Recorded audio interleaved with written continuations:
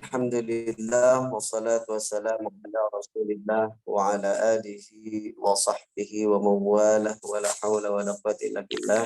Subhanaka la ilma lana illa ma 'allamtana innaka antal alimul hakim. Rabbana zidna ilman warzuqna fahman bi rahmatika ya arhamar rahimin. Amma ba'du, hadirin jamaah yang dirahmati Allah Subhanahu wa taala. Alhamdulillah kita bisa bertemu lagi dalam kajian Fiqhul Ibadah setiap hari Rabu minggu pertama ya. Rabu minggu pertama di Makor ataupun kantor Bakata. Ya, juga ada yang ikut melalui online via Zoom meeting. Alhamdulillah kita sudah masuk kemarin terakhir tentang wudhu dan mandi ya. Selanjutnya adalah tentang tayamum. Sebelumnya secara garis besar fikih itu dibagi menjadi 4. Yang pertama fiqhul ibadah, yang kedua fiqhul muamalah maliyah, yang pertama fiqhul ibadah, fikih ibadah, yang kedua fikih muamalah, yang ketiga adalah fiqhul usrah, fiqhul usrah keluarga. Fikih keluarga. Yang keempat adalah fikih tentang al-hudud, had atau hukuman. Al-hudud, hudud, hukuman. Juga tentang al-qadha. Qadha itu perhakiman. Iya, perhakiman. Juga jinayat. Jinayat itu kriminal. Nah, yang keempat ini digabungkan tuh.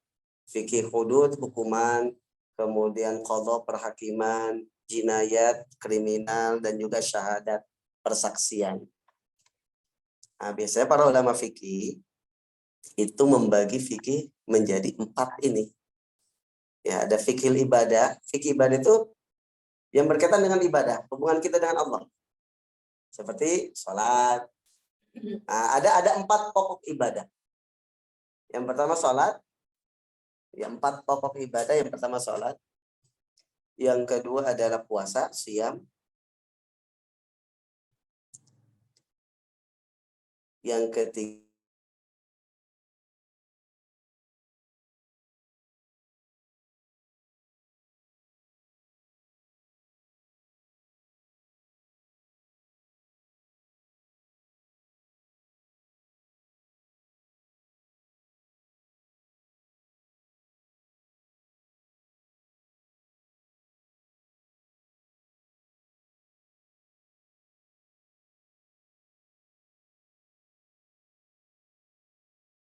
ya, termasuk dalam ibadah itu nanti kan fikih sholat misalkan ada syaratnya harus suci dari hadas dan najis, maka dibahaslah tentang macam-macam najis, tentang wudhu, mandi, haid. Nah, itu maksudnya fikih ibadah ya. Kemudian kalau fikih muamalat ya, fikih muamalah itu tentang muamalah kita ya, hubungan kita dengan sesama manusia, khususnya yang berkaitan dengan harta ya, jual beli, kemudian sewa ya, kemudian juga wakalah itu mewakilkan. Misalkan kita mau beli sesuatu tapi nyuruh orang, itu kan wakalah, termasuk fikih muamalah ya, perantara. Kemudian juga pinjam meminjam, al-qard ya, juga tentang apalagi ya, rohan, gadai ya. Kenapa? Waris itu masuknya ke fikih usrah biasanya ya, gitu. Nah, jadi yang berkaitan dengan muamalah maliyah gitu. Nah, kalau di Bakata ini itu sama Ustaz Isa, fikih muamalah ya. Yang pertama fikih ibadah bersama saya. Yang ketiga fikih usrah. Tadi apa usrah? Keluarga. Berkaitan yang dibahas itu tentang nikah, utamanya kan nikah. Syaratnya apa, rukunnya apa, gitu kan? Kemudian juga tentang talak, perceraian, ya. Kemudian tentang iddah, masa iddah ya bagi seorang wanita ketika entah bercerai dengan suami atau ketika suaminya wafat. Kemudian juga tentang bab-bab yang berkaitan dengan pernikahan, ada ila ya. Ila itu ketika seorang suami bersumpah untuk tidak menggauli istrinya. Ada khulu'. Khulu' itu seorang istri minta cerai. Ya. Ada juga zihar, ketika seorang suami menyamakan istrinya dengan emaknya, dengan ibunya, dengan tujuan untuk tidak digauli. Ya. Iya, itu hukum-hukum itu ada dalam fikih. Kemudian ada istilahnya li'an. Ketika pasangan suami istri saling menuduh berbuat zina. Bukan hanya selingkuh, tapi menuduh pasangannya berbuat zina dengan orang lain. Ya, itu ada hukumnya. Ya, itu namanya dalam fikih usrah, tentang keluarga. Kenapa? Termasuk waris ya. Kemudian yang terakhir itu ya tentang jinayat, tentang hukuman bagi orang yang mabuk, hukuman bagi orang yang zina, gitu ya. Kemudian perhakiman, kesaksian. Nah, tapi yang biasanya dibahas di awal dalam kitab-kitab fikih itu adalah fikih ibadah. Kenapa?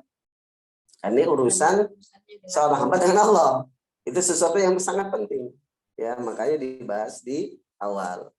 Kemudian di fikih ibadah yang sendiri yang paling dibahas adalah sholat yang pertama. Tapi sebelum sholat dibahas syarat-syaratnya. Bahkan yang pertama dibahas adalah bab tentang air. Ya, karena sholat itu berkaitan dengan air, kaitannya itu sangat erat. Ya, yaitu dengan wudhu, mandi, bersih-bersih, kemudian menghilangkan najis, gitu ya. Yang kedua selain fikih ibadah, yang kedua ada fikih muamalah. Setelah hubungan kita dengan Allah bagus, maka kita perbaiki hubungan kita dengan manusia. Ya, sehingga yang biasanya dibahas kedua adalah fikih muamalah. Yang ketiga fikih usrah. Kenapa? Ketika ibadah sama Allah sudah bagus, muamalah sama manusia sudah bagus, uangnya sudah banyak, nikah. Gitu. Ya. Nah, kemudian nikah ini suka ada permasalahan. Sehingga di bab yang keempat itu adalah tentang perhakiman, ngaduin ke hakim, gitu kan. Nah, itu kata, makanya para ulama membagi fikih itu ke dalam empat itu. Nah, gitu ya. Jadi fikih itu pembahasannya sangat luas. Oke, sekarang kita masih dalam fikih ibadah. Kita khusus fikih ibadah ya. Kajian di minggu pertama di hari Rabu ini fikih ibadah. Ya mungkin nanti ketika fikih ibadah selesai bisa fikih usrah gitu ya. Kalau fikih muamalah nanti sama Ustaz Muhammad Isa ya, ataupun sama Ustaz Rizal. Ya. Nah, mungkin nanti fikih usrah bisa sama Ustaz Rizal gitu ya. Pertama yang selanjutnya adalah tayamum. Setelah sebelumnya kita membahas tentang wudhu dan juga mandi, yang mana ini merupakan salah satu ini toharo. Jadi toharo itu bersuci dari hadas atau menghilangkan najis. Toharo kan definisinya gitu, ya, bersuci atau mengangkat hadas dan menghilangkan najis. Ya. Menghilangkan hadas, mengangkat hadas itu bisa hadas kecil atau hadas besar. Hadas kecil tadi dengan dengan wudu, hadas besar dengan mandi. Tayamum ini sebagai pengganti dari keduanya. Ya, ketika kita berhalangan menggunakan air, kita punya hadas kecil, kan harus dihilangkan. Maka bisa diganti, bukan hilangkan ya. Jadi tayamum ini hanya sebagai pengganti wudhu. Begitupun ketika kita junub ataupun ibu haid, kemudian ibu sakit ataupun tidak ada air, berhalangan menggunakan air, maka bisa diganti dengan tayamum. Ya. Tayamum sendiri secara bahasa itu adalah al-qasdu.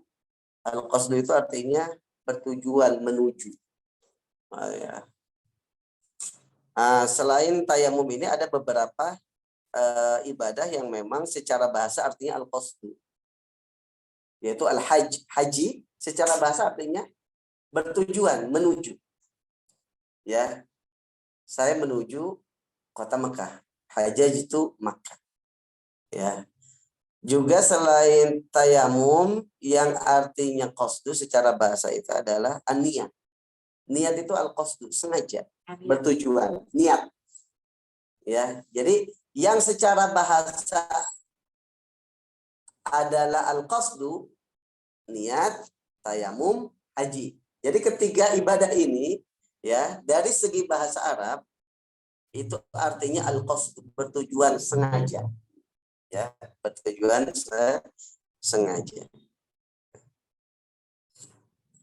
Adapun dalam syariat, definisi tayamum itu adalah isadu turabin tahurin lil wajhi wal yadaini biniyatin wa ala wajhin makhsusin. Menyampaikan turab itu debu atau memindahkan debu, ya. Debunya debu yang suci. Ya, memindahkan debu yang suci atau menyampaikan debu yang suci kepada wajah dan dua tangan. Jadi anggota tayamum cuma dua, wajah dan tangan. Ya. Jadi memindahkan atau menyampaikan debu yang suci, debunya harus yang, mohon maaf, bukan suci. Suci dan mensucikan. Ya, tahur di sini artinya suci dan mensucikan. Sama seperti air. Air itu ada air yang suci, ada air suci dan mensucikan. Seperti misalkan air kopi suci nggak, Bu? Suci, tapi apakah bisa dipakai bersuci? Tidak. Berarti dia tidak mensucikan. Ya. Tahur di sini artinya adalah suci dan mensucikan. Ya, kalau air kan seperti air sumur gitu ya, yang belum tercampur dengan apapun gitu ya, atau disebut air mutlak. Begitupun debu. Debu itu ada yang debu yang suci mensucikan, ada debu suci, ada debu mustakmal. Ada debu yang kena najis sama dengan air. Ya. Debu yang suci dan mensucikan adalah debu yang belum bercampur dengan apapun. Yang masih asli debunya. Ya. Debu yang suci tapi tidak mensucikan itu adalah debu yang sudah tercampur dengan tepung misalkan. Tepung suci enggak? Suci. Tapi apakah bisa dipakai bersuci? Tidak. Ya. Begitupun ada debu yang mustakmal. Yaitu debu yang sudah digunakan untuk tayamum. Enggak boleh lagi. Ya. Debu yang sudah dipakai untuk tayamum, maka tidak bisa digunakan lagi untuk tayamum karena sudah mustakmal sama dengan air, gitu ya. Kemudian ada debu yang terkena najis, ya, debu yang misalkan kena kotoran, kena air kencing dan sebagainya, itu pun tidak bisa digunakan untuk bersuci. Makanya debu yang digunakan adalah yang suci dan mensucikan. Ya. Untuk mensucikan apa? Wajah dan yang anggotanya, anggota tayamum cuma wajah dan dua tangan biniyatin, dengan niat. Semua ibadah kalau tanpa niat tidak dianggap. Ya, biniyatin dengan niat. Wa ala wajhin makhsusin, dan dengan cara yang khusus. Yaitu definisi tayamum. Oke, adapun dalilnya, dalil dibolehkan dan disyariatkan ya tayamum adalah pertama firman Allah Subhanahu wa taala dalam surah Al-Maidah ayat 6, wa in kuntum marda aw ala safarin aw jaa ahadun minkum minal ghaib aw lamastumun nisa falam tajidu ma'an fatayammamu sa'idan thayyiban famsahu biwujuhikum wa aydikum. Ini berbicara tentang sebelumnya ayat wudu. Awal ayatnya adalah tentang ayat wudu. Ya ayyuhalladzina amanu idza qumtum ila sholati faghsilu wujuhakum wa aydiyakum ilal marafiq. Ya wahai orang-orang yang beriman, jika kalian hendak melaksanakan salat, maka basuhlah wajah. Ya, tentang wudu. Nah, kemudian Allah memberikan keringanan, wa in kuntum marda, jika kalian sakit, aw ala safarin, atau kalian dalam perjalanan. Lalu wudu kalian batal ataupun kalian mendatangi ghaid. Ghaid itu adalah tempat untuk buang hajat. Artinya wudhu kita batal, entah dengan kentut, buang hajat gitu ya. Aula masdumun nisa, atau kalian bersentuhan dengan perempuan. Ini yang membatalkan wudhu. Kemudian kalian mau wudhu tapi nggak menemukan air. Ya, apa kata Allah? Fatayammamu sa'idan thayyiban, maka bertayamumlah, tujulah, carilah ya debu yang mensucikan. Nah, ini dalil dianjurkannya untuk tayamum atau disyariatkannya tayamum.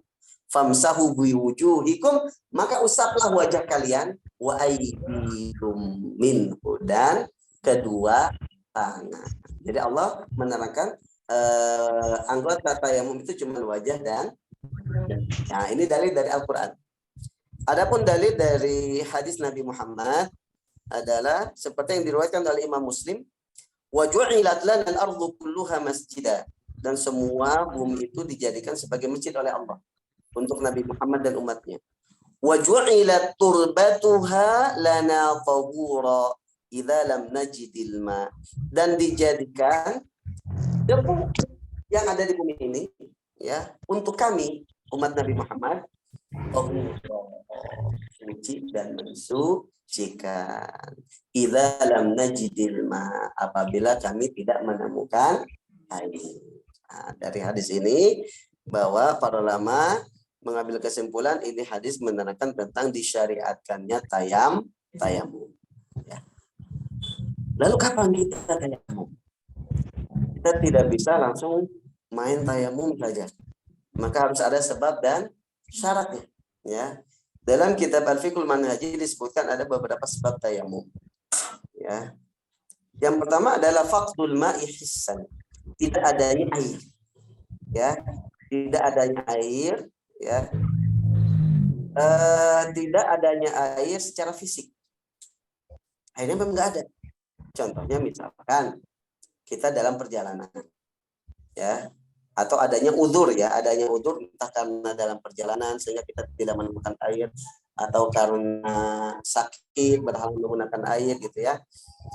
Misalkan kita dalam perjalanan kemudian tidak menemukan air, itu berarti air memang tidak ada secara fisik, atau tidak adanya air ya secara syariat. Maksudnya adalah airnya ada tapi untuk kebutuhan yang lain.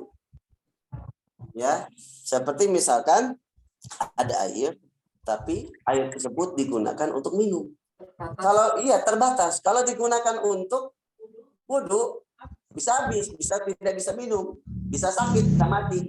Nah, airnya ada tapi digunakan untuk kebutuhan yang urgent.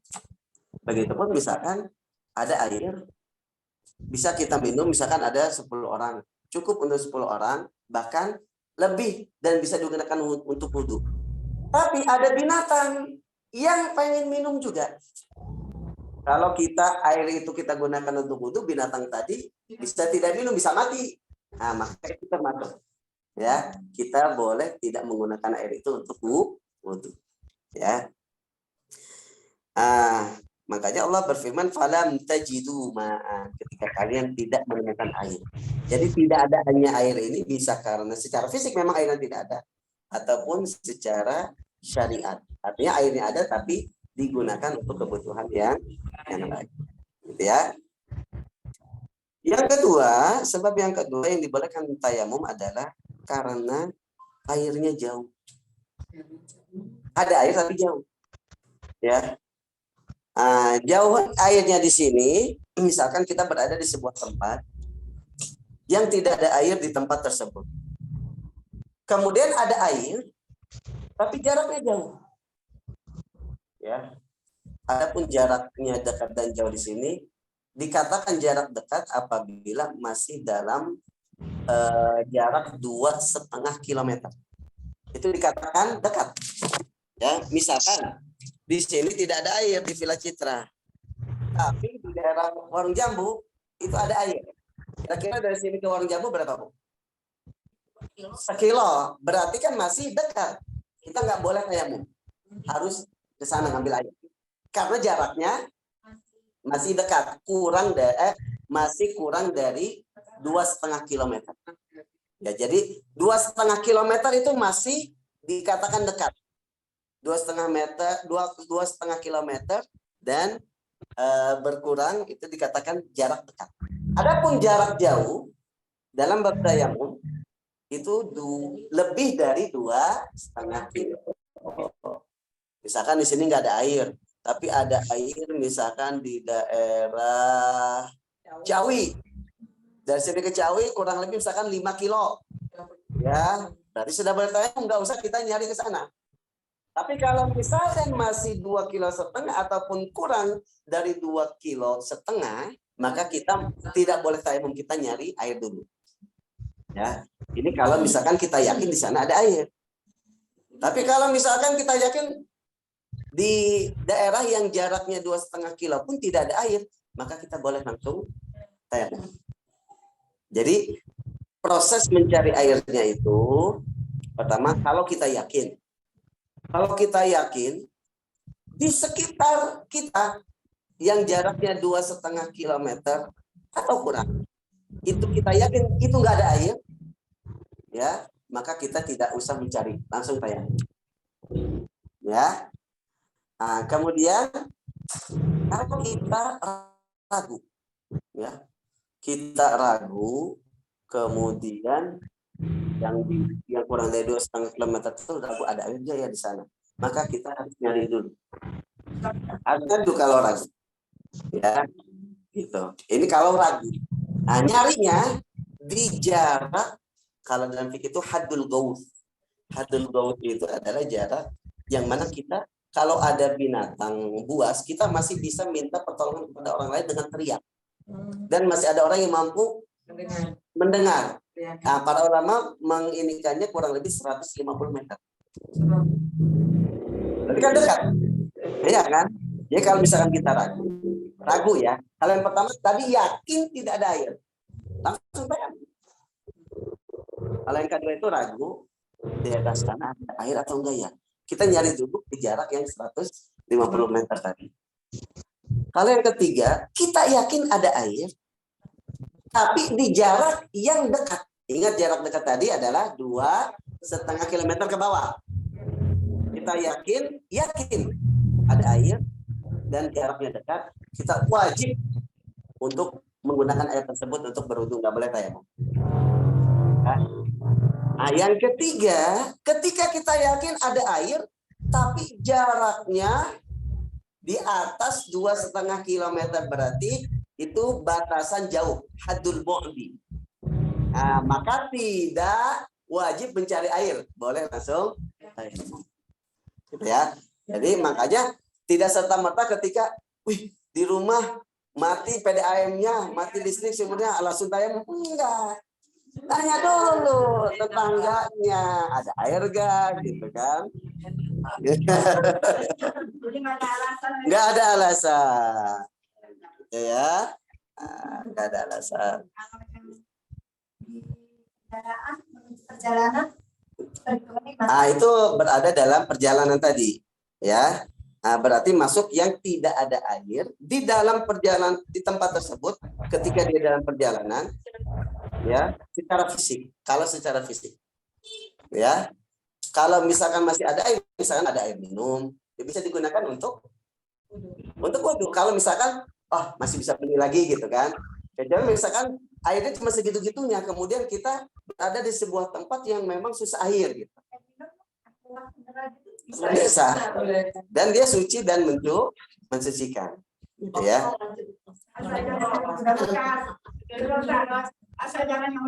Bekas minum enggak masalah. Lah kan mulut kita bukan najis, Bu. Kecuali misalkan mulut kita berdarah kemudian airnya itu kena darah. Darah kan najis. Kalau air liur bukan najis. Ya, kecuali kalau sudah tercampur dengan najis. Gitu ya. Iya, minum orang lain itu enggak masalah. Kalau dalam perjalanan itu kita kan misalnya nggak ada air, benar-benar ada air, punya itu kita nambah dari mana? Nah, nanti ada syaratnya. Ya, ada Bu yang bisa digunakan untuk tayamum.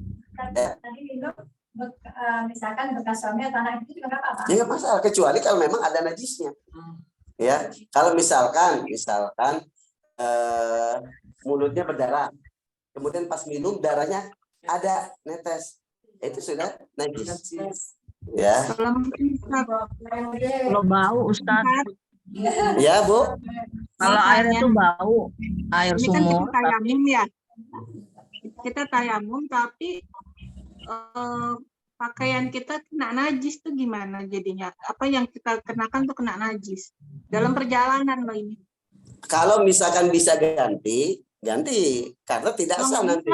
Salahnya kalau tidak bisa, kita sholat untuk menghormati waktu.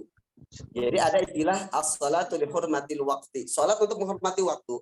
Tapi ketika kita sudah sampai tujuan, kita ganti, kemudian kita sholat lagi. Kodok jadi Ustaz, kodok namanya. Kodok nanti maksudnya kodok. Ya, kalau memang sudah lewat waktunya, ya waktu sholatnya sudah habis, maka kita kodok. Terima kasih Ustaz. Ya, sama-sama. Oke. Kemudian ada juga dengan alasan karena sebab tayamum yang lain adalah karena sakit. Ya, sakit yang berhalangan menggunakan air. Tapi menurut pendapat dokter yang terpercaya. Misalkan kata dokter, Ibu jangan kena air dulu lukanya ya. Nanti kalau misalkan kena air, kemungkinan tambah parah penyakitnya. Yang kedua, kemungkinan akan tambah lama sembuhnya. Itu boleh untuk tayamum. Tapi dokter yang muslim, yang terpercaya. Ya, gitu. Punten Ustaz, kalau kita sakit, tiba-tiba kita meriang, menggigil, kita gigit kena air. Gimana Ustaz? Kita nggak ke Ya kalau dokter. misalkan kita masih bisa nahan ya masih wajib wudu, Bu. Kalau meriang, sakit gigi gitu. Enggak, maksudnya Iya. kena air itu benar-benar menggigil jadinya gitu. Kita Kecuali kalau memang parah ya, maka di sini sebab yang keempat itu al-burdu syadid. Ketika dingin itu sangat. Sehingga kalau misalkan kita kena air, kita nggak tahan.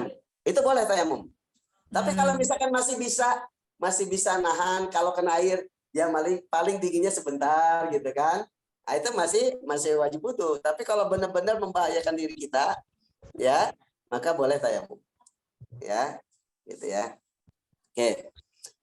Kemudian itu sebab-sebab tayamum, Bu ya. Pertama karena dalam perjalanan tadi tidak ada air atau karena sakit berhalangan menggunakan air, ya. Atau tidak adanya air meskipun kita tidak dalam perjalanan.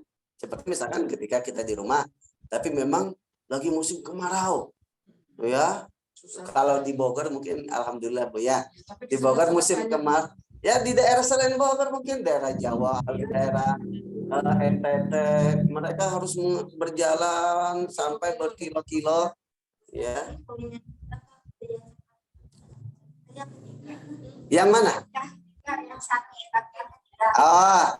Jadi sebab tayamum yang pertama adalah tidak adanya air, ya, entah secara fisik atau secara syariat.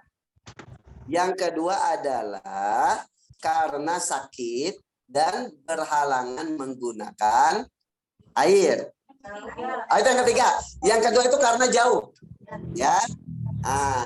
Tidak. Ini sebenarnya yang kedua ini masuk ke dalam poin yang pertama, yaitu tidak adanya air, ya. Kemudian yang ketiga tadi adalah berhalangan menggunakan air karena sakit, ya. Yang keempat itu karena dingin. Sebab yang keempat karena al-burdu syadid, karena dingin yang sangat, ya. Karena pernah ada seorang pemimpin namanya Amr bin As. Amr bin As ini pemimpin pasukan perang, ya. Kemudian ketika dia memimpin pasukan perang waktu itu mau sholat subuh, dia junub di malam harinya, ya. Kemudian dia nggak kuat. Kalau dia wudu, dia bisa, dia bisa sakit, bahkan bisa mati gitu ya. Sehingga dia pun tayamum untuk pengganti mandi, ya. Jadi tayamum ini bisa mengganti mandi, bukan pengganti wudu saja.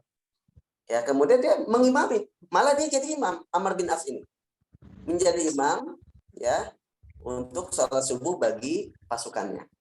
Setelah kembali pulang ke Madinah, ada yang mengadukan kepada Nabi. Ya Nabi, itu dulu pas di dalam peperangan itu atau di ini ketika perjalanan, Amr bin As ini dia mengimami kita, tapi dia nggak mandi, dia junub, hanya tayamum. Ya, kemudian kata Nabi, wahai Amr bin As, kamu junub kemudian mengimami, ya, tapi dibolehkan oleh Nabi. Ya. Nah, kemudian sekarang hukum tayamum, tadi saya lupa. Hukum tayamum itu bisa wajib, bisa mubah. Ada di dalam Nazam Safatul Zubad, itu ada nazam yang bunyinya gini. Nazam tentang fikih. Ada nazam bunyinya gini. Tayammumul muhdithi aw man ajnaba yubahu fi halin wa halin wajaba. Tayammumul muhdits artinya tayamum orang yang punya hadas kecil, berarti sebagai pengganti wudhu tayamum itu. Auman ajnaba, atau tayamum bagi orang yang junub, berarti tayamum bisa sebagai pengganti untuk mandi. Yubahu fi halin, hukumnya bisa halal. Wa halin wajaba, hukumnya bisa wajib. Jadi tayamum itu bisa wajib, bisa mubah. Ya, kalau mubah itu apa? Dikerjakan. Boleh ditinggalkan, boleh dikerjakan. Nggak dapat pahala, nggak dapat dosa. Itu mubah. Ya, kalau wajib, kalau kita tinggalkan berdosa. Kalau dikerjakan dapat pahala. Kapan tayamum itu wajib?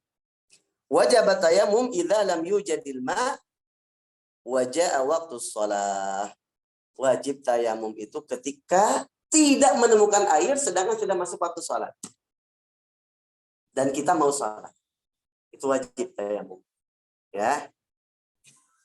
Lalu kapan tayamum itu dimubahkan? Ya, tayamum dimubahkan ketika air tidak ada. Ya. Kemudian ada air tapi dijual dengan harga tinggi. Ya, itu mubah. Artinya kita tidak wajib tayamum. Ya, kita boleh tayamum, boleh tidak. Boleh menggunakan air tersebut untuk wudhu, kita beli nggak apa-apa lah, mahal juga. Boleh juga kita tayamum. Tapi kalau misalkan tidak ada air, kita wajib tayamum. Ya gimana mau wudhu, nggak ada air gitu. Sedangkan kita mau sholat, sudah masuk waktu sholat, maka tayamum hukumnya wajib waktu itu. Ketika air tidak ada, kemudian sudah masuk waktu sholat, sedangkan kita harus sholat, berarti kita nggak bisa wudhu, maka satu-satunya jalan untuk supaya boleh sholat adalah dengan tayamum. Maka tayamum menjadi wajib. Tapi kalau misalkan air sebenarnya ada, tapi mahal, kita harus beli. Dan dijualnya itu dengan harga yang dinaikkan. Ya, maka boleh kita wudhu dengan air tersebut kita beli dengan harga mahal.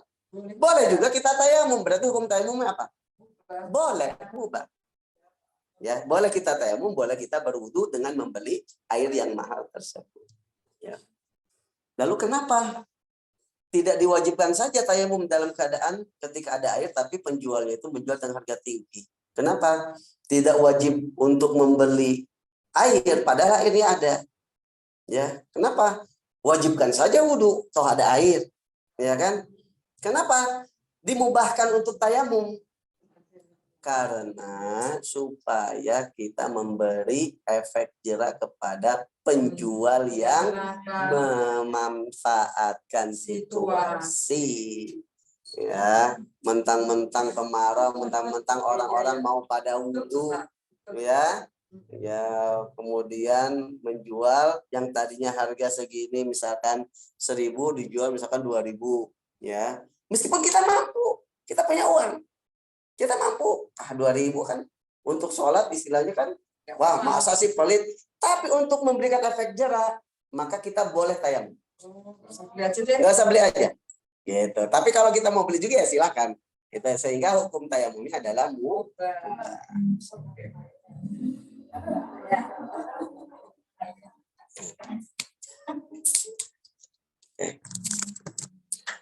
Kemudian perlu kita ingat bahwa tayamum ini adalah dia sebagai pengganti. Jadi tayamum itu membolehkan kita melaksanakan sholat tapi tidak menghilangkan hadas. Tidak menghilangkan hadas. Jadi toharoh yang utama, yang asli itu adalah wudhu dan mandi. Tayamum ini hanya pengganti. Makanya nanti salah satu yang membatalkan tayamum itu adalah kalau kita alasan tayamumnya karena tidak ada air. Ketika ada air, tayamumnya batal. Karena sudah ada air. Karena sudah ada air. Jadi tayamum itu tidak menghilangkan hadasnya. Hadas itu tetap masih ada. Hadas itu kan hadas kecil akan hilang ketika kita berwudu. Tidak ada cara lain kecuali berwudu. Hadas besar akan hilang ketika kita mandi. Tayamum ini sebagai pengganti, bukan pengganti menghilangkan hadasnya, ingat. Tapi hanya supaya kita boleh sholat saja. Ya. Nah, dalilnya apa? Hadis tadi, Amr bin As itu, ketika dia junub, dia tayamum, kemudian sholat. Sholatnya sah gak? Sah. Tapi Rasulullah masih menyebutnya junub.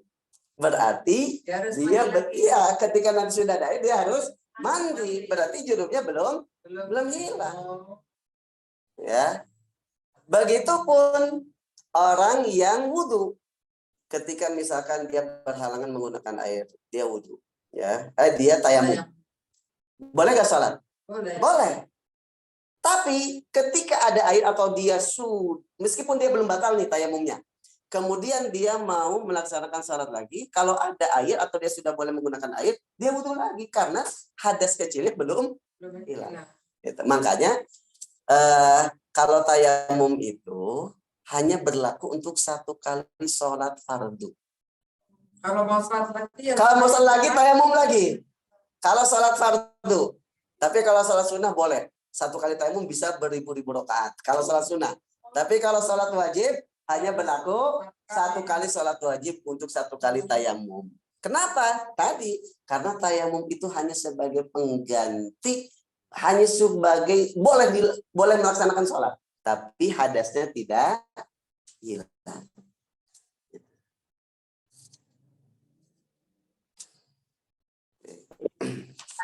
Pertanyaan, kalau pertanyaannya dengan yang saya pertanyakan. Kenapa, Bu?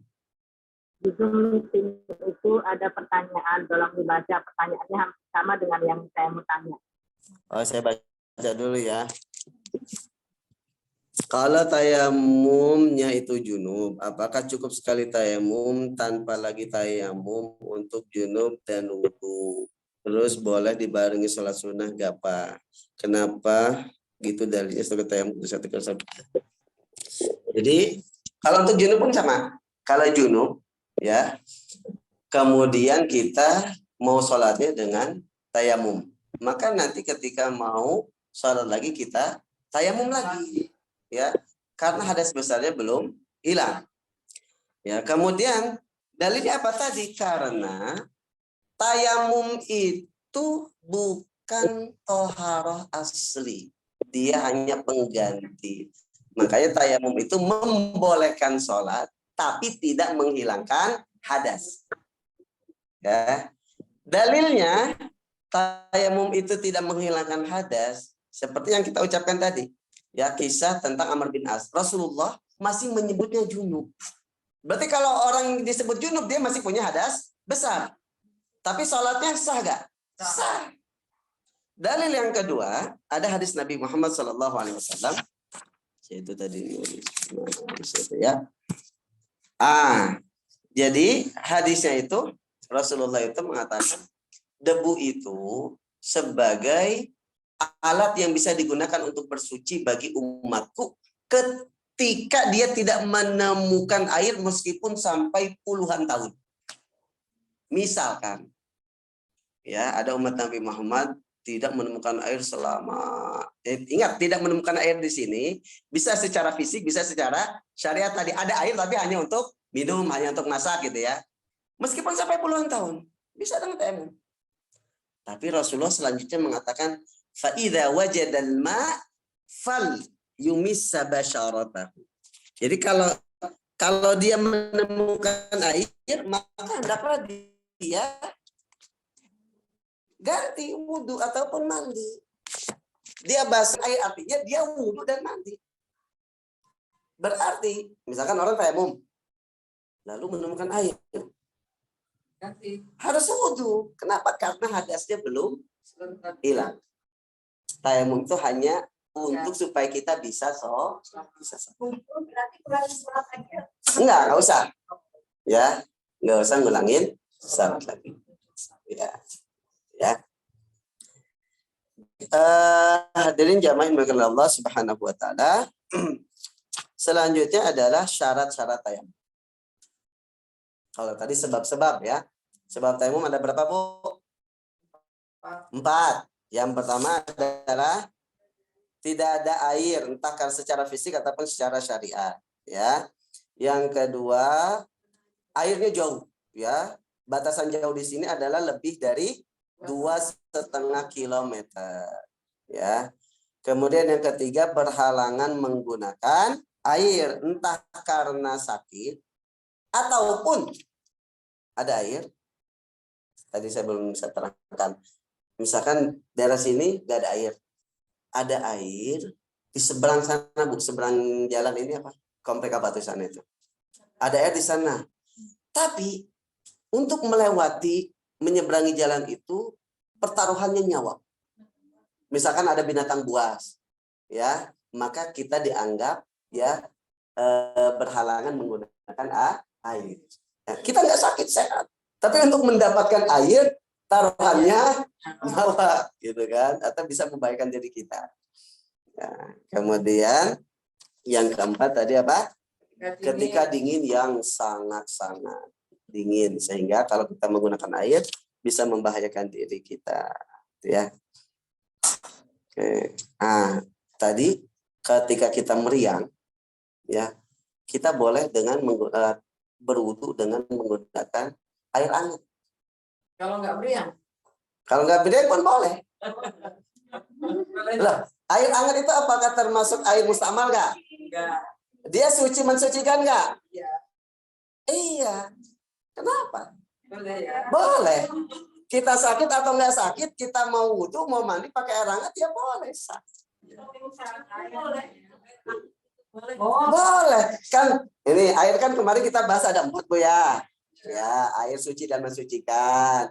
Air suci mensucikan tapi makruh, yaitu air musammas. Ya, mungkin orang ngiranya air hangat itu air musammas. Iya, orang banyak ngiranya gitu. Nah, air musammas ini para ulama berbeda pendapat. Ada yang mengatakan makruh digunakan, ada yang mengatakan enggak makruh digunakan. Ya, gitu. Artinya masih boleh. Adapun air yang kita hangatkan, digodok ataupun pakai water heater, itu bukan karena matahari, kemudian kan tidak diletakkan di tempat yang terbuat dari besi ataupun yang bisa berkarat. Begitu, jadi boleh. Mau kita sakit mau enggak, Boleh. boleh. Tapi kalau Pak Ustadz, seandainya kita kayak di sawah lagi, Nah. kan orang suka ke sawah, Ya. ada balong gitu. Ya. Dia mau untuk pakai itu kena matahari. Ya kan tidak berada di tempat yang terbuat dari benda yang bisa berkarat. Sekalipun, misalkan, Bu, sekalipun itu air musammas. Menggunakan air musammas itu masih boleh, tapi makruh. Tetap sah. Tapi makruh, dimakruhkan kenapa? Karena takut penyakit kulit. Gitu. Adapun ketika misalkan kena matahari kemudian airnya sudah dingin, sudah nggak makruh lagi, sudah boleh.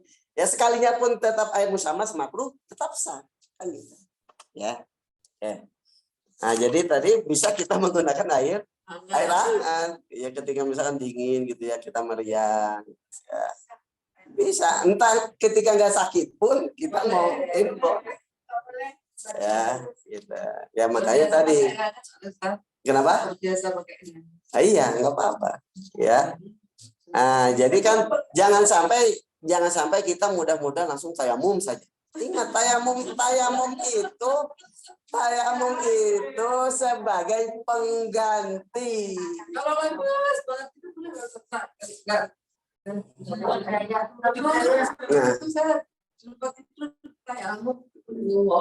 ketika misalkan kita masih bisa menggapai air ya. Perjalanan payah itu boleh nggak? Payah kalau misalkan kita membahayakan diri kita. Iya, ya. Kalau membahayakan diri kita, maka ya kita masuknya kepada tidak ada air karena alasan syar'i gitu ya, bukan secara fisik. Baik, syarat-syarat tayamum. Yang pertama adalah kita sudah mengetahui bahwa waktu sholatnya sudah masuk. Nah, kita tahu bahwasanya sudah masuk waktu sholat. Ya. Jadi misalkan kalau kita tayamum sebelum masuk waktu sholat, nggak sah tayamumnya. Meskipun misalkan sebab-sebab tayamum sudah terpenuhi nih, misalkan nggak ada air, pokoknya sebab-sebab tadi sudah terpenuhi. Kita mau sholat zuhur, belum azan zuhur, nggak boleh tayamum. Iya, nggak sah. Azan dulu, masuk waktu sholat dulu, baru tayamum. Nggak bisa, kecuali kalau wudhu boleh. Kalau tayamum nggak bisa, karena tayamum itu pengganti. Bisa jadi pas azan turun hujan. Ya, jadi harus mengetahui sudah masuk waktu sholat. Ya. Yang kedua, thalabul ma'i ba'da dukhulil waqti, mencari air setelah masuk waktu sholat. Ini kalau yang alasan tayamumnya tidak ada air. Tapi mencarinya tadi dengan pembagian tadi, Bu. Kapan kita wajib mencari air? Kapan tidak wajib? Ya, tadi ada 4. Yang pertama, ketika kita yakin tidak ada air di sekeliling kita, entah di jarak dekat, di jarak, apalagi jarak jauh ya. Ketika kita yakin tidak ada air, maka tidak usah kita mencari air, langsung tayamum. Itu. Keadaan yang kedua, ketika kita ragu. Ingat, bedakan yakin sama ragu, ya. Ketika kita ragu, kayaknya di sekeliling kita ini nggak ada air. Masih ragu tapi nggak yakin. Kita masih wajib mencari di sekeliling sekitar jarak 150 meter tadi. Disebut hadul gauth. Ya, batasan yang mana seseorang kalau teriak, kalau ada sesuatu yang membahayakannya, banyak orang yang bisa membantunya. Ya. Kemudian yang ketiga, ketika yakin ada air, yakin. Ya. Yang pertama tadi yakin tidak ada air. Ini mah tidak usah nyari air, berarti langsung tayamum.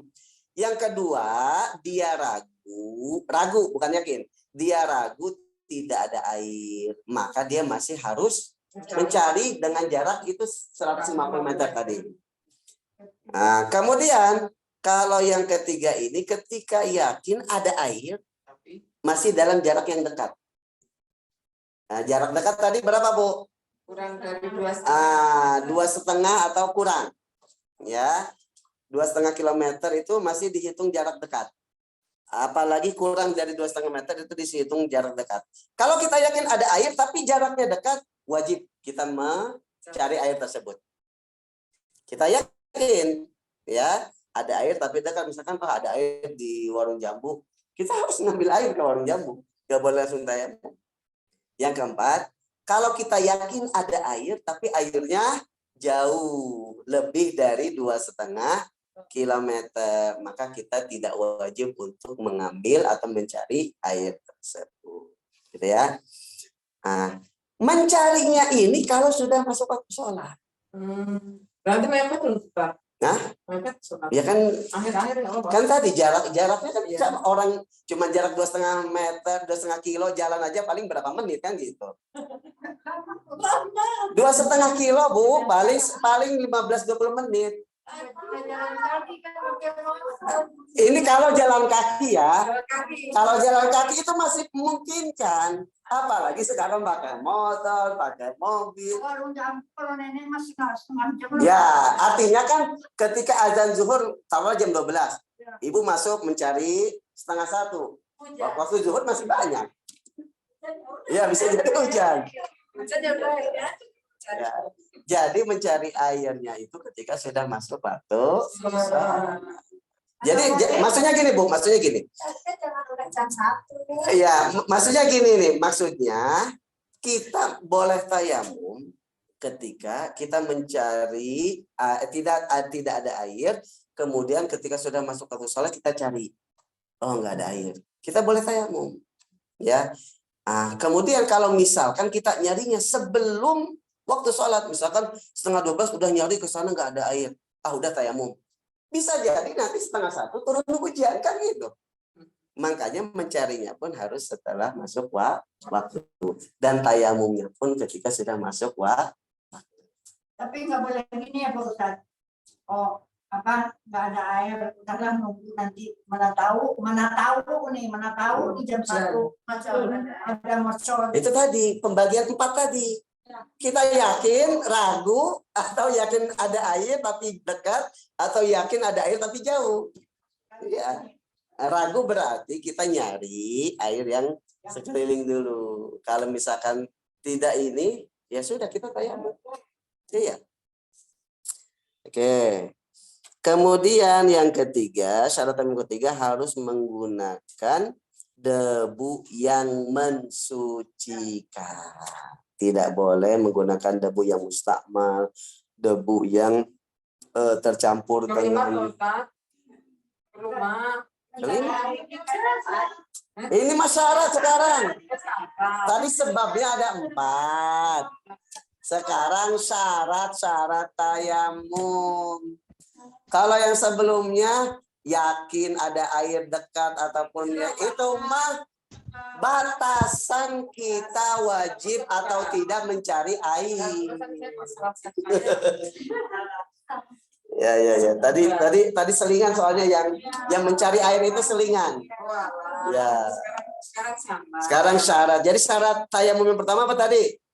Mengetahui sudah masuk waktu salat. Yang kedua, mencari air setelah sholat. Yang ketiga, syarat tayamum yang ketiga adalah dengan bukan itu mah keterangan tambahan dari syarat kedua. Penjelasan dari syarat kedua. Tadi kan syarat kedua harus mencari air setelah masuk waktu sholat. Hukum mencari air dibagi 4 tadi. Kalau kita yakin tidak ada air sama sekali, berarti nggak wajib mencari airnya. Kalau kita ragu, tapi kita sedikit berprasangka kuat, ada air, ya, maka nyari dulu di sekitar 150 meter tadi. Kalau yang ketiga, kalau kita yakin ada air, tapi jaraknya dekat, kurang dari 2,5 kilometer atau kurang, kita wajib mencari air tersebut. Yang keempat, kalau kita yakin ada air tapi jaraknya lebih dari 2,5 kilometer, maka tidak wajib mencari air. Gitu ya. Nah, selanjutnya syarat yang ketiga, menggunakan debu yang mensucikan. Ingat, bukan yang suci. Suci dan mensucikan. Karena debu yang tercampur tepung terigu suci gak? Suci tapi tidak mensucikan. Kayak gini Bu, kayak air. Kemudian dimasukin teh. Suci gak? Apakah mensucikan? Enggak, sama debu juga gitu. Ya. Kemudian alladzi la ghubara wala daqiqa wala jisfi. Jadi yang tidak tercampur dengan dengan tepung tadi ya. Kemudian ada yang mengatakan disyaratkan debunya itu harus bertebaran, bisa bertebaran. Artinya kalau diginikan Bul gitu ya. Ngebul ya. Apa bahasa Indonesia? Ya. Beterbangan gitu ya. Ya, beterbangan. Kayak misalkan di sini karpet. Kalau memang karpet tidak ada debunya ketika Oh, malah itu ada. iya, ada yang Iya, jadi bisa di tempat apapun yang mana ketika diraba itu terasa ada debu, itu boleh. Ya. Memang ada ulama yang mensyaratkan harus dari tanah. ya, Ada yang mensyaratkan seperti itu, ya. Tapi pendapat ada dalam kitab Al-Mawsu'ah Al-Qawaiti ya, itu dibolehkan di tempat apapun selama memang itu ada debu. di besi-besi itu ada. Kalau memang itu debu, ingat, kalau besi bisa jadi itu bukan debu, bisa jadi dari apa? Karatnya. Debu itu yang berasal dari tanah ya, Bu? Ya, itu kan tanah kan kemudian ke bawah udara, ke bawah angin, nempel di sini, nempel di mana, gitu ya. Kebanyakan Pak Ustadz kalau di pesawat orang kan pakai di kursi depannya itu, Ya. sedangkan pesawat Kalau memang ketika diraba tidak ada debu, nggak bisa. Iya, nggak ada. Iya, ini pun mungkin nggak ada. Ya, lalu bagaimana? Ya kita bawa. Ambilnya dari mana itu? Dari mana? Ya Ibu kalau misalkan mau naik pesawat nih, perjalanan jauh, Biasa. tanah biasa. Tanah biasa yang tidak tercampur najis tadi. Ya, Ibu bawa. Kalau mau naik pesawat misalkan, ya, bawa aku aja, amannya bisa wudhu. Orang pakai aqua segini aja bisa kok wudhu. Ya, betul. Daripada ribet bawa tanah. Tapi masalahnya sekarang penerapannya bisa Betul. sakit misalnya ya dalam keadaan info dan sebagainya. Terus kan nggak ada, kita nggak bawa debu, nggak bawa apa, karena kan sakit, oh ini ada debu lah. Tapi ternyata kan debu itu kan selalu dibersihkan, berarti nggak sah dong. Iya, ya kan? betul. Nggak sah, berarti harus nanti sholat ketika sembuh kita harus kodok karena Kodok, betul. ya kita sholat. Nah sekarang prakteknya kalau misalnya ini debu ada ya Ustaz ya, tapi dia tidak bisa melakukannya. Nah, terus tapi mau sholat bagaimana tuh? Dia sholat dalam keadaan seperti itu, tapi nanti tadi dipotong. Jadi tanpa tayamum, tanpa Iya, kalau memang dia tidak bisa, ya. tanpa tayamum, tanpa wudhu, dia hanya itu. Namanya tadi menghormati sholat waktu itu, ya. untuk menghormati waktu. Lakukan itu. Ya. Lakukan itu saja. Betul. Kalau nggak sembuh gimana? Kalau nggak sembuh, Allah memaafkan. Tapi kalau misalkan ada keluarganya yang bisa mewudukannya atau mentayamumkannya, nggak masalah. Ustaz nenek pernah praktekin gini, Ustaz waktu suami sakit, kan nggak bisa beli, nggak bisa apa. Nenek sediain panci dua, kain, ya terus buat ininya satu buat muka sama ini. Ya satu bedain gitu, buat muka ini kainnya, buat tangan ini kainnya, boleh nggak? Boleh. Ada yang membolehkan dengan apa? Semprotan, tapi tunggu banyak dulu. Misalkan semprotkan di ininya, tunggu mengalir baru diratakan. Karena ingat, ya untuk wajah, tangan dan kaki itu kan harus mengalir airnya. Maka kita semprotkan, sudah agak banyak mengalir baru kita ratakan. Iya, lebih simpel, lebih praktis. Iya, cuman tadi jangan asal semprot sekali. Jadi ditunggu banyak supaya airnya agak mengalir. Ya, sekali. Yang penting seluruhnya itu terkena. Yang wajib, anggota wudhu yang wajib itu terkena, terbasuh oleh air tersebut. Berarti kayak mau misalkan pergi di kendaraan itu sebenarnya kalau hujan-hujan banget. Hujan banget. Kalau ada pengumuman zaman sekarang Betul. Ketika memang tidak memenuhi sebab-sebab atau tidak memenuhi syarat, ya berarti tayamumnya nggak sah. Iya. Tapi lebih semprot, ya. Lebih praktis.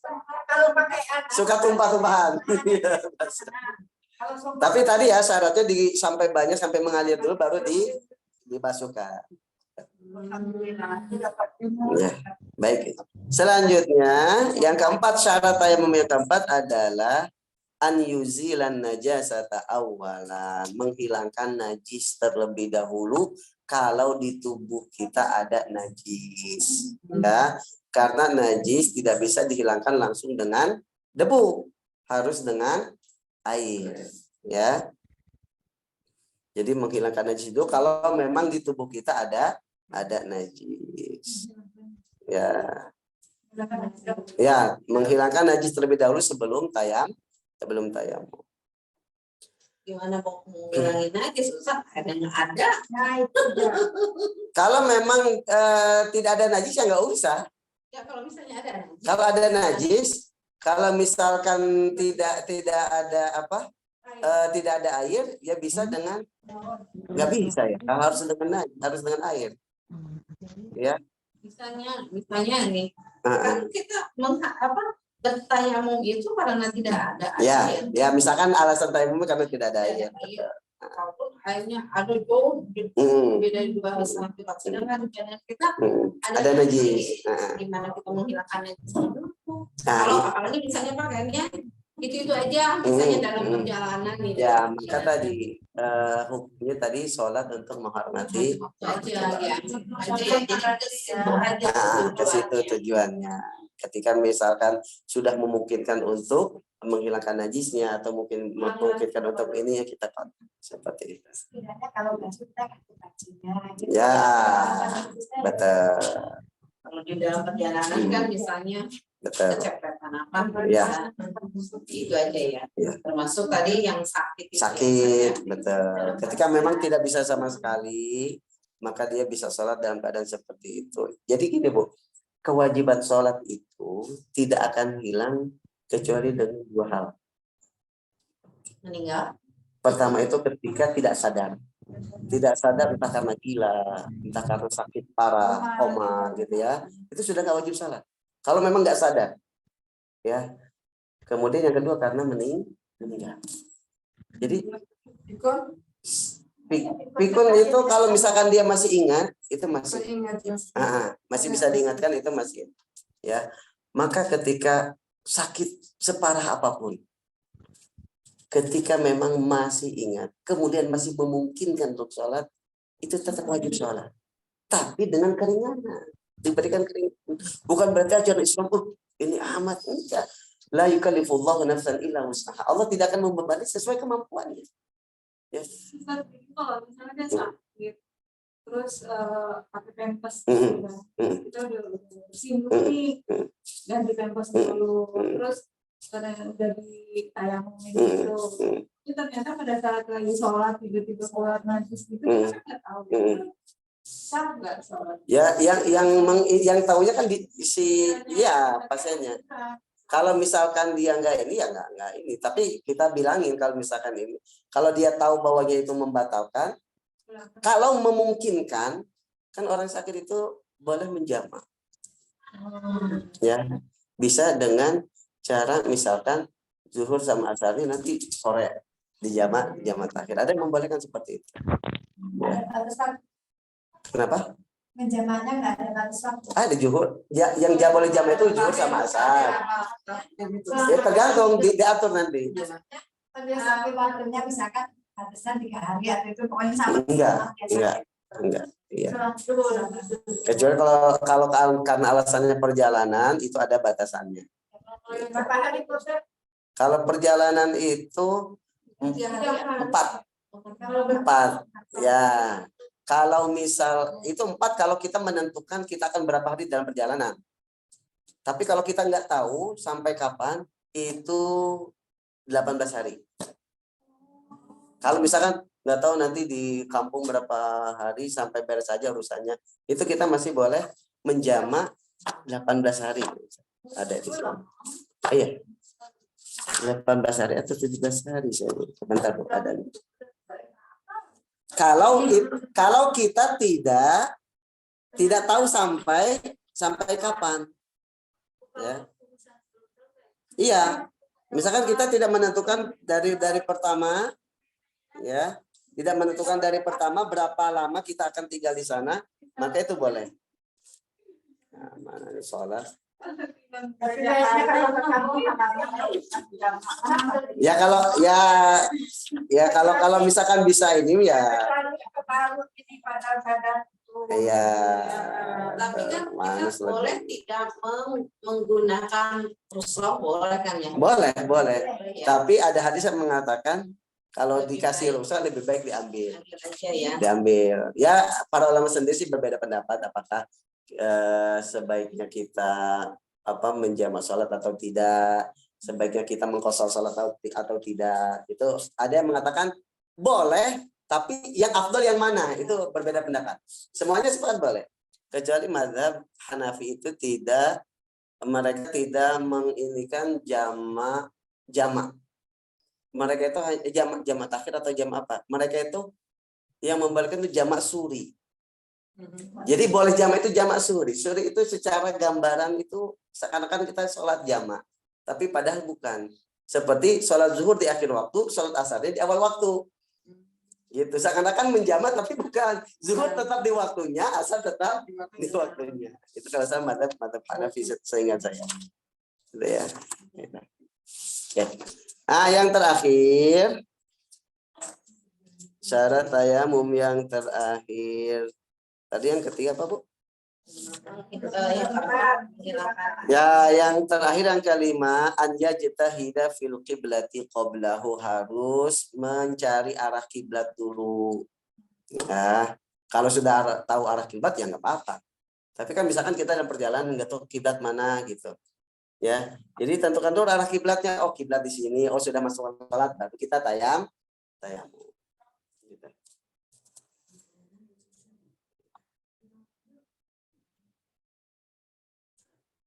Baik, kemudian yang terakhir pada pertemuan kali ini adalah tentang rukun tayamum.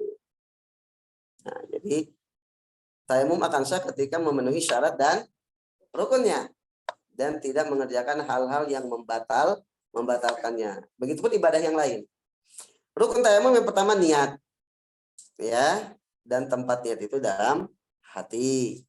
Ya. Juga boleh disunnahkan untuk dilafazkan dalam mazhab Syafi'i, juga mazhab Maliki kalau nggak salah itu sunnah. Nawaitu istibahatas shalah, ya Allah, saya niat supaya boleh sholat. Ingat, tidak menghilangkan hadas, tapi membolehkan salat. Ya. Jadi niatnya boleh, ya Allah saya niat tayamum untuk supaya boleh sholat. Atau nggak disebut tayamumnya bisa. Saya niat untuk supaya boleh sholat. Atau fardhus shalah, saya niat tayamum supaya melaksanakan sholat fardu sholat. Ya. Atau saya tayamum supaya bisa melaksanakan sholat sunat. Ya. Tapi enaknya sholat aja secara umum. Sehingga nanti bisa, iya sholat saja secara umum, entah wajib ataupun sholat sunat. Bahasa Indonesia juga boleh. Bahasa Indonesia boleh, niat itu pakai bahasa Indonesia boleh. Ya, jangan menyusahkan diri kita ketika kita nggak hafal niat bahasa Arabnya. Kayak jamaah itu kan panjang. Iya, malah banyak orang yang nggak jadi sholat gara-gara nggak hafal gitu. Ya, kecuali bacaan sholatnya nggak boleh diterjemahkan. Kalau niatnya silakan. Masa bacaan sholat Allah nu ageng. Nanti orang Padang Allah nu gadang. Ya, ada beda. Ya, justru gini Bu. Kalau orang niat pakai bahasa Arab, nggak ngerti bahasa Arabnya apa yang diucapkan, ya nggak asal niat. Gitu juga doa. Kalau doa, ya doa itu afdalnya kita ngerti. Minimal kita ngerti maksud secara umum, secara global. Ya, secara global. Gitu Tapi kan? kalau doa kita yang kita inginkan gitu loh, Ustaz, pakai bahasa Indonesia Nggak apa-apa, nggak masalah. Lebih melesat. Iya, nggak apa-apa. Bisa menangis. Nggak disyaratkan. Ya, nggak disyaratkan doa itu harus pakai bahasa Arab daripada kita nggak paham. Allahumma apa ya lo malah salah nanti. Ya, kayak misalkan astagfirullahaladzim, wal junub. Yang benar kan wal junub dari dosa. Kalau wal junub dari junub. Min jamil ma'asi wal junub. Ya, yang benar wadzunub, dari semua maksiat dan dari dosa. Ya. Nah, jadi yang pertama tadi apa, Bu? Niat, ya. Yang kedua, mengusapkan. Ingat, mengusap, bukan membasuh. Maka tidak disyaratkan debunya harus ngalir di wajah kita. Ya, mengusapkan ya debu tadi ke wajah dan kedua tangan sampai siku-siku dalam madzhab Syafi'i. Meskipun ada madzhab, saya lupa madzhab apa, itu boleh sampai pergelangan. Ya, tapi kalau Saya jadi sampai telapak tangan waktu di Mekah. ya mungkin madzhab Hambali itu madzhab apa? Kalau madzhab Syafi'i itu sampai siku-siku. Ya. Jadi lebih praktis Sampai katanya siku-siku. ituin aurat. Iya, Ininya. ya. Tapi kalau dalam madzhab Syafi'i sampai siku-siku dengan 2 kali pukulan, ngambil debunya, 1 untuk wajah, 1 kali untuk Boleh kedua tangan. diginiin. Boleh, yang penting kalau tebel disunahkan untuk ditipiskan, Bu. Jangan sampai kita misalkan punya debu tebal, nanti malah kayak pakai bedak.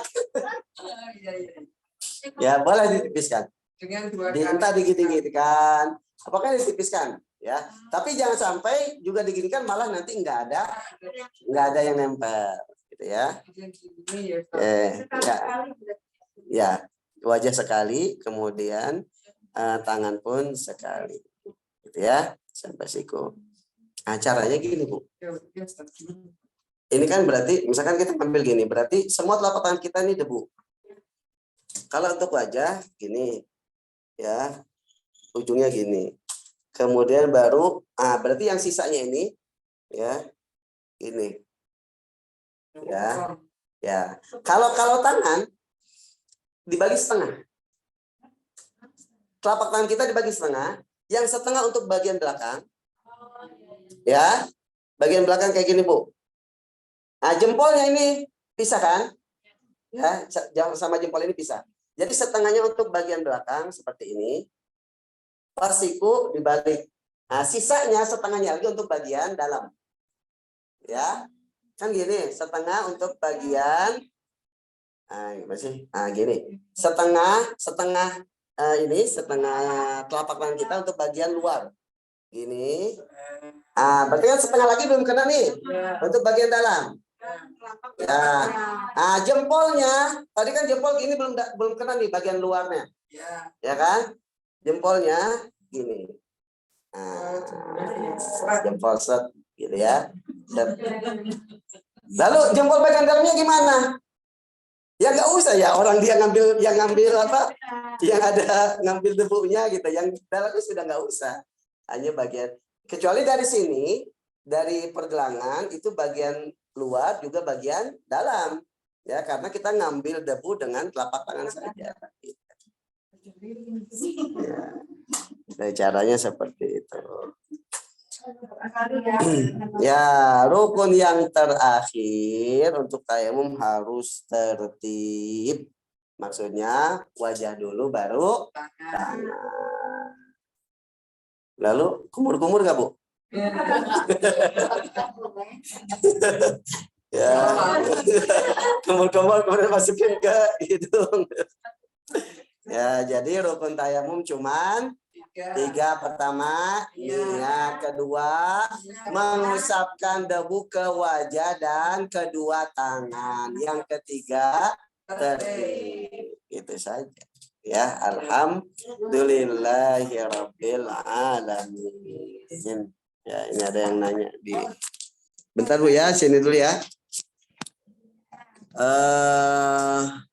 Kalau wudhu pakai air aqua yang isi 600 ml, sah Bu. Ya kurang dari 600 ml pun yang penting anggota wudhunya semuanya terbasuh oleh air, itu sah. Ya. Kemudian ada syarat sah, ada syarat wajib, rukun, tertib. Apakah semua itu penting kita jalani? Nah, jadi gini. Kalau syarat wajib itu berkaitan dengan orang yang wajib melaksanakan ibadah. Jadi orang yang memenuhi syarat-syarat wajib ini berarti dia wajib. Misalkan syarat wajib sholat harus Islam, mukallaf, orang balik dan berakal. Berarti orang kafir nggak wajib. Ya, Anak kecil yang belum balik nggak wajib. Orang gila nggak wajib, gitu kan? Itu syarat wajib. Jadi orang yang memenuhi syarat ini dia wajib melaksanakan ibadah tersebut, gitu. Kalau syarat sah berkaitan dengan ibadahnya. Begitupun rukun. Kalau syarat sah itu berarti ibadah kita tidak akan sah kalau tidak memenuhi syarat sah ini. Ya, misalkan salah satu syarat sah sholat adalah suci dari hadas, yaitu dengan berwudu atau bisa dengan tayamum. Ketika sholat kita nggak wudu, sedangkan kita punya hadas kecil, berarti sah nggak sholatnya? Bisa dipastikan nggak sah. Syarat sah sholat menutup aurat. Ketika sholat ternyata kita kebuka auratnya, sah nggak? Enggak. Itu syarat sah. Kalau rukun sama yang harus dikerjakan, tapi bedanya kalau rukun itu yang termasuk bagian dari ibadah tersebut, kalau syarat sah itu di luar dari ibadah. Makanya syarat sah sholat itu adalah wudu misalkan. Wudunya ketika sholat apa sebelum sholat? Sebelumnya. Menutup auratnya ketika pas sholatnya apa sebelumnya? Sebelumnya. Menghadap kiblat syarat sah sholat. Sebelum sholatnya apa pas ketika sholatnya? Nah, itu yang dimaksud dengan syarat. Bedanya syarat dan rukun. Kalau rukun bagian dari ibadahnya. Misalkan rukun sholat baca Fatihah. Baca Fatihahnya sebelum sholat apa ketika sholat? Nah, itu maksudnya rukun. Ya. Ini apa ini? Oke, kemudian saya pernah lihat ada cowok sholat jamaah tapi kebetulan lihatnya pas sujud dan punggungnya kelihatan. Nah, ini. Padahal auratnya kan perut, bukan perut Bu. Aurat laki-laki itu pusar. Dari pusar ya. Pusar bukan hanya bagian pusar, bukan depannya doang. Semuanya ke samping, ke belakang. Ya, antara pusar sama lutut. Ya, antara pusar sama lutut, berarti lutut termasuk. Maka kalau ada orang sholat, khususnya laki-laki biasanya ketika ruku atau sujud, bagian ininya kelihatan. Sah nggak? Kalau bagian punggung yang atas, yang berada di atas baris sejajar pusar, nggak apa-apa. Tapi kalau punggung yang bawah, yang sejajar dengan pusar atau bahkan ke bawahnya, itu berarti sholatnya tidak sah.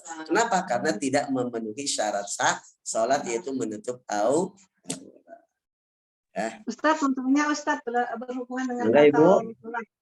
kata sholat. Kalau umpama kita lagi sholat nih, tiba-tiba aurat terbuka gitu, kena angin atau apa tuh gimana?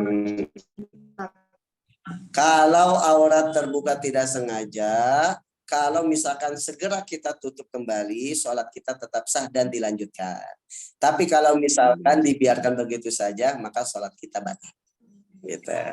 Enggak, kan nggak boleh memberhentikan sholat kan? Kenapa? Tidak boleh memberhentikan sholat. Ya kan kalau untuk menutup aurat kembali nggak masalah. Gitu. Ya makanya saya juga bingung.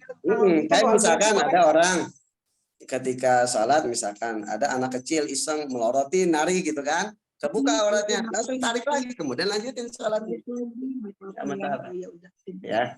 Terima kasih. Oke, untuk menasihati orang yang sholatnya ini, ya kita omongin baik-baik. Saya itu sering kalau ke masjid, khususnya kalau orang yang saya kenal ya, kemudian saya lihat sholatnya itu batal, saya kasih tahu, Pak, punten, tadi ininya kelihatan, itu termasuk aurat, jadi sholat Bapak batal, harus diulangi lagi. Oh iya, kalau misalkan ini kadang, makasih Ustaz. Ya setelah itu dia mau ngulangi sholat atau enggak, ya terserah, yang penting saya sudah ngasih tahu gitu. Kadang kalau yang ngasih taunya bukan Ustadz, siapa sih lu, so tahu amat. Tapi nggak apa-apa Bu, kita sampaikan. Ya khususnya minimal kepada keluarga kita. Ya, kepada keluarga kita. Kan kadang ada yang kenanya tipis. Kalau kita pakai jilbab, insya Allah sih rambutnya masih depan. Itu kalau yang kayak Nah, gini, kalau saya pernah kita bahas, jadi yang menutup aurat itu adalah yang tidak terlihat warna kulit kita. Pernah saya terangkan, ibu malah lebih sah sholat pakai pakaian ketat, tapi tebal. Ya, iya. Aurat dalam sholat ya, aurat dalam sholat itu yang tidak kelihatan warna kulit kita. Tapi kelihatannya adalah di majlis takhotub. Majlis takhotub itu majlis ngobrol. Orang biasanya secara umum orang ngobrol itu paling jarak 1,5 meter. Jadi dalam jarak 1,5 meter itu nggak kelihatan. Ya, bukan berarti harus kalau misalkan dilihat dari dekat gini ya setebal apapun kemungkinan kelihatan kan gitu. Ya. Jadi dilihatnya di majlis takhotub. Majlis takhotub itu ya jarak orang ketika ngobrol. Pada umumnya kurang lebih jarak 1,5 meter gitu kan, jarak 2 meter gitu kan. Nah, dari jarak itu kemudian kalau misalkan nggak kelihatan warna kulitnya, berarti tertutup. Warna kulit ya. Warna kulit. Jadi kan tipis atau tidaknya atau kelihatan atau tidaknya aurat dilihat dari situ. Dari kulitnya. Warna kulit. Iya. Gitu. Rambut, Kenapa? masuk Bayangan. rambut, rambut kelihatan. Ya, rambut itu kan termasuk aurat. Termasuk aurat. Iya. Makanya dulu itu suka ada yang bahan Paris itu ya. Ya suka ada bolong-bolong. Ya kalau kelihatan bagian kulitnya, rambutnya itu nggak bisa digunakan untuk salat. Ya. Ustaz, ini juga mau nanya masalah sujud, Ustaz. Kan kami pakai mukena. Mukena itu nggak boleh ini kita ke kain mukena katanya. Ya. Ada yang Betul. Jadi gini, rukun sujud kan ada 7. Ya, rukun sujud ada 7. Berdasarkan sabda Rasulullah, umirtu an asjuda ala sab'a. Aku diperintahkan Allah untuk sujud dengan 7 anggota. Ya. Rasulullah menunjuk jidat dan hidung. Kemudian kedua telapak tangan, kedua lutut, kemudian kedua jari kaki. Minimal ada 1 yang nempel ke tempat sujud. Maka tidak sah kalau sujud kakinya diangkat. Tidak nempel ke tempat sujud kecuali sakit. Ya. Kemudian dari ke-7 itu yang harus nempel langsung ke tempat sujud adalah jidat. Kalau yang lainnya boleh tertutup. Tangan misalkan ketutup rambut tengah, boleh, nggak apa-apa. Lutut, ya lutut pasti ketutup. Ya kan kalau kebuka ya auratnya kebuka kan gitu. Ya kaki pun nggak apa-apa tertutup. Yang harus terbuka, yang harus nempel langsung ke tempat sujud adalah jidat. Maka tidak boleh ada yang menghalangi jidat kita untuk nempel ke tempat sujud. Yang tidak boleh menghalangi adalah pakaian yang kita gunakan ketika sholat, yang mana kalau kita gerakan pakaian tersebut ikut gerak. Mukena kita pakai nggak? Ya. Berarti nggak boleh nutupin jidat. Sejadah. Boleh nggak? Boleh. Kenapa sejadah nggak kita pakai? Dialaskan. Begitupun misalkan orang pakai sorban. Kalau dia sorbannya pakai, kemudian kalau dia bergerak, sorbannya ikut bergerak otomatis karena dia pakai. Kemudian pas sujud, dia sujud pak kena sorban nggak sah? Kecuali sorbannya ditaruh di bawah.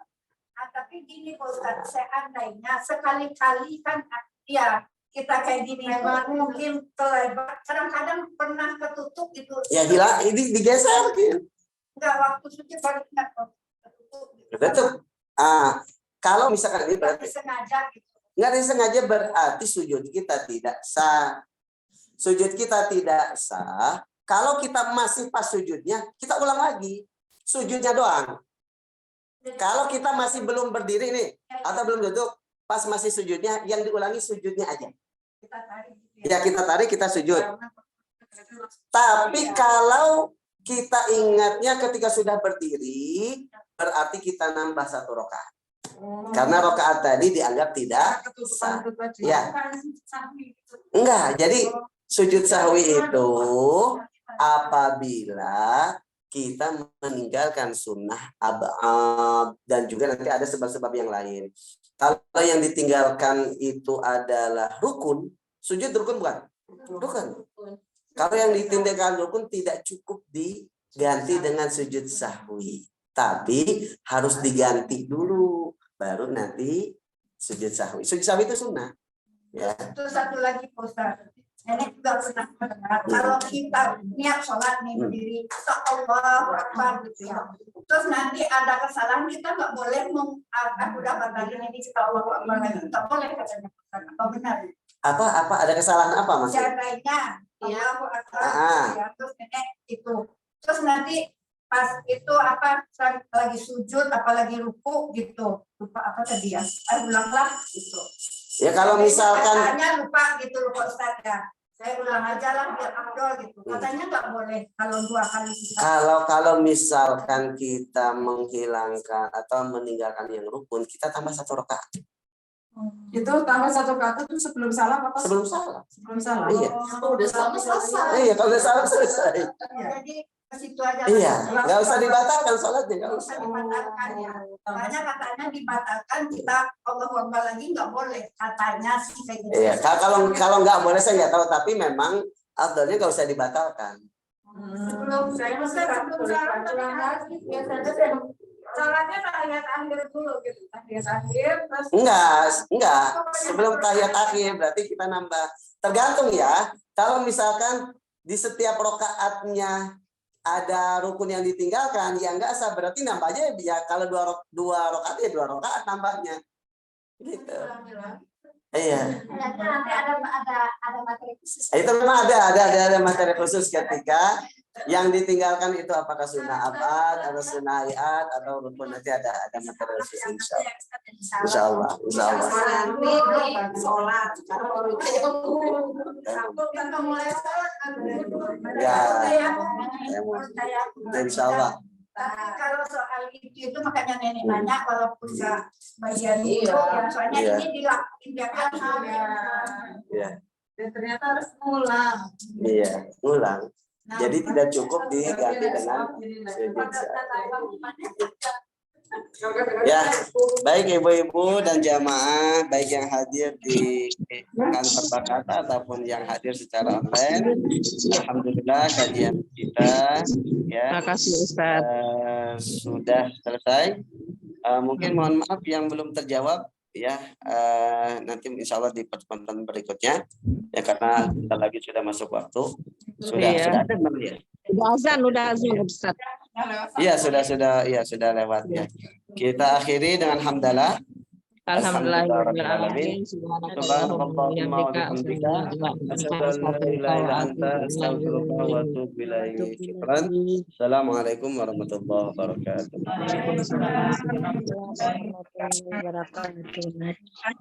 Ya, sama-sama Ibu.